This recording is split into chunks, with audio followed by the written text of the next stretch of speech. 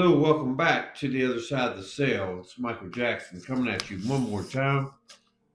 Uh, I would like to begin just by thanking everybody for liking, sharing, and subscribing to the video, to the channel, helping it grow. Um, this video, we're going to jump right into it. Um, we're going to talk about prison slang, and I've got a top 10 list here of prison slang. We'll go down through and kind of talk about them and explain what they are and how they are, uh, how that's communicated inside the prison. CHOMO it's just an acronym for a child molester. So if you ever hear somebody's been in prison, somebody works in prison, they talk about CHOMOs or Chesters. They're talking about people with a sex offense. That's their crime is a child harming a child, them or whatever. So they call them chomos. You'll hear inmates saying that that guy's a chomo or he's a chester. We're and those guys are at danger. They're at danger whenever they're inside the prison because everybody hates them. Nobody wants anything to do with them, and they're basically a leper in prison. Nobody. It's like they got a disease because they're less than humans inside. Um, Inside the walls. And the fish is a new inmate, somebody that comes into prison.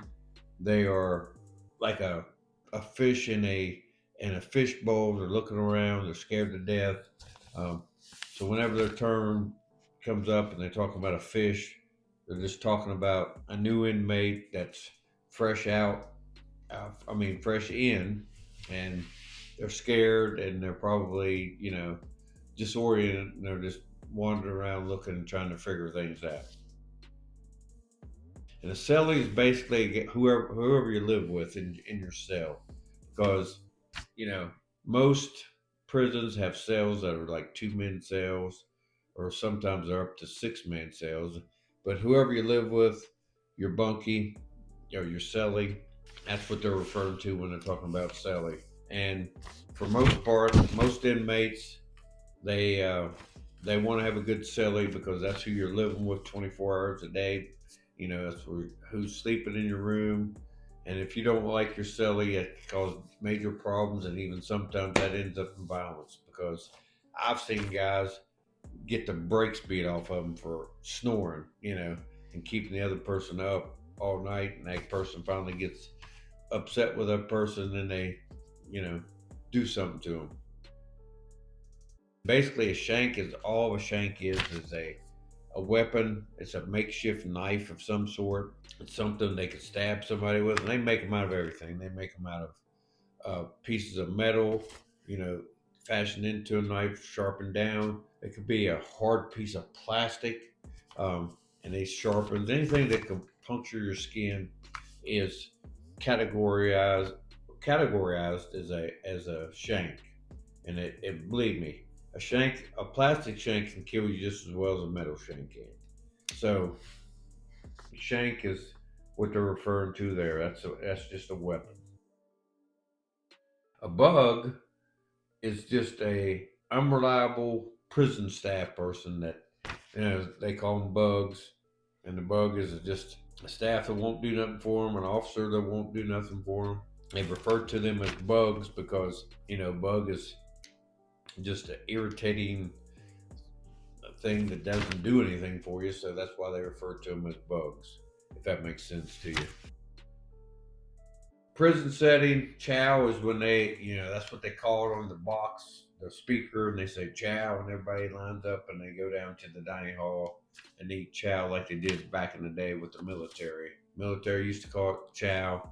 Inside the walls, they call it chow because it's like, most prisons, they have big dining halls where they'll march a whole bunch of inmates down. You could have 100, 200 people in there eating chow. If you ever seen on the videos, if you ever watched Lock Up or one of those shows, you'll see hundreds of guys piled into this big dining hall at these tables, eating chow. And chow is one of those things where They go, and usually they only have a set limited amount of time to eat, so that's why they eat so fast. If you've known anybody's been in prison and they get out, they might just consume their food real fast because that's what they're used to. That's what they're constantly told. You got 15 minutes for chow, and that's walking down, getting your stuff, eating it, and getting out.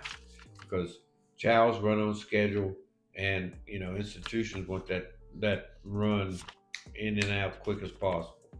So that's what they're referring to whenever they're talking about chow, things like that.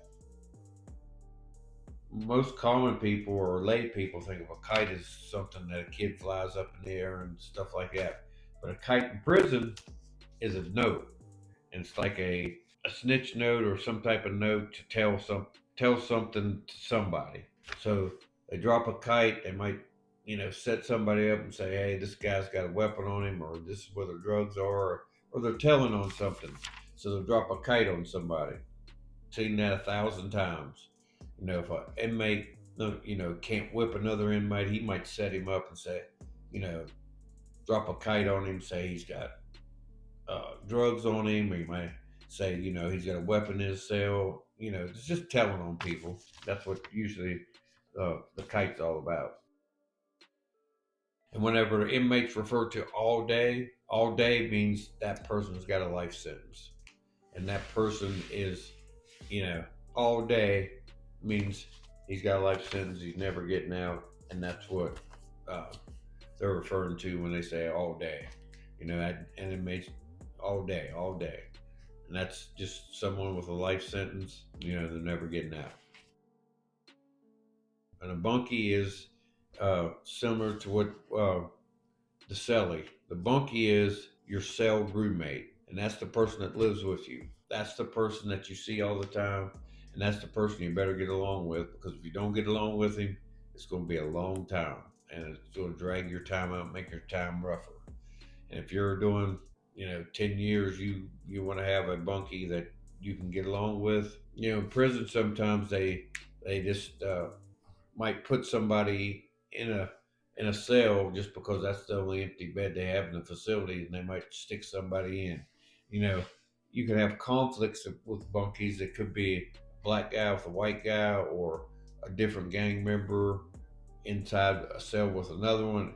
They, for the most part, the institutions are smart enough not to do that kind of stuff. But sometimes, shit happens, and that can cause major problems and even death.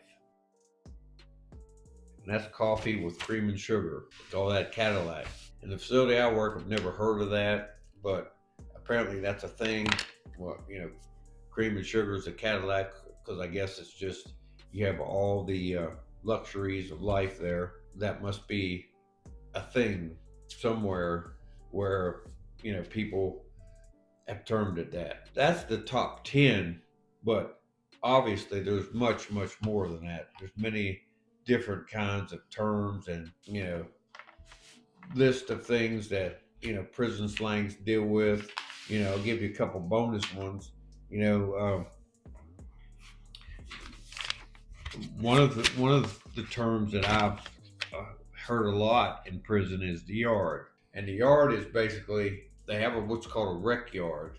And a rec yard is just a big open space with weights and like a walkway or a track, and that's where they get out and they exercise and they get some sunlight. Every prison has yards.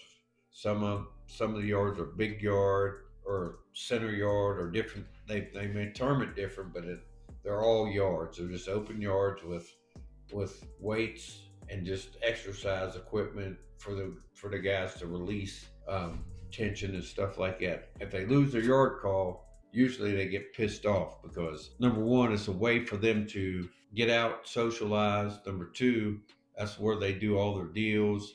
That's where fights happen a lot, things like that. And the last bonus I'll give you is, whenever you hear the term of suitcasing, whenever you hear somebody said that inmate suitcase something, that means that they stuck something up their rectum. That means they were hiding contraband, so they suitcase something. And if they suitcase something, it's always a bad thing. It's never a good thing, and it's dangerous.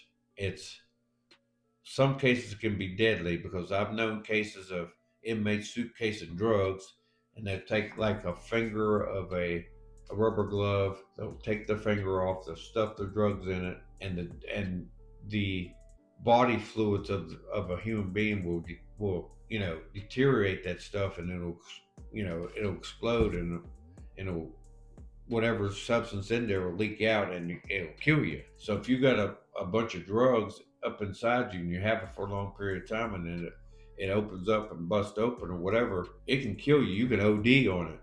So when you hear an inmate say that this guy suitcase this or this guy suitcase that, that's what they're talking about. That's my top 10 with a couple bonuses in there. If you know some prison slang, drop it down in the comments, and we'll do a follow up with the prison slang that we didn't cover in this one. We'll cover it in a future one, and we'll compare notes from different states, different parts, regions of the country, and see what what we have in common, what we don't. But just remember, whenever you're hearing this type of stuff from friends, family, or people that's been incarcerated, or officers or staff, prison staff that work, now you'll be up to speed on what they're talking about. The next time I see you, always remember, stay on the other side of the cell. Always. Until next time.